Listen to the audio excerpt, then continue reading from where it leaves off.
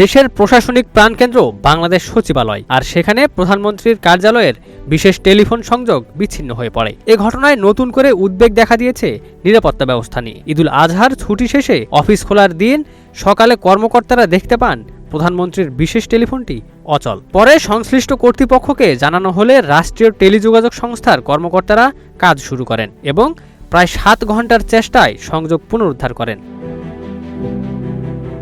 সংশ্লিষ্ট সূত্র জানায়, টেলিফোন লাইনের প্রয়োজনীয় সংযোগ না থাকায় ফোনটি বন্ধ হয়ে যায়।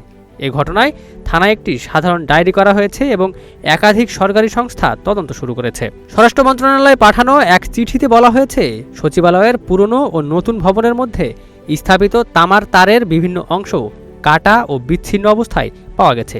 কোথাও কোথাও তার সম্পূর্ণ উধাও ছিল। এর ফলে প্রধানমন্ত্রীর কার্যালয় সহ একাধিক গুরুত্বপূর্ণ দপ্তরের টেলিফোন সংযোগ বিচ্ছিন্ন হয়ে পড়ে। কর্মকর্তারা বলছেন, প্রধানমন্ত্রীর বিশেষ টেলিফোন রাষ্ট্রীয় গুরুত্বপূর্ণ যোগাযোগ ব্যবস্থার একটি অংশ, তাই এমন ঘটনা অত্যন্ত গুরুত্বের সঙ্গে দেখা হচ্ছে। এদিকে সচিবালয়ের নিরাপত্তা নিয়ে উদ্বেগ প্রকাশ করেছেন একাধিক কর্মকর্তা।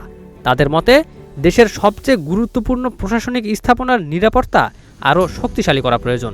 এদিকে ঘটনার প্রকৃত কারণ উদ্ঘাটনে বিভিন্ন গোয়েন্দা ও নিরাপত্তা সংস্থা তদন্ত চালিয়ে যাচ্ছে।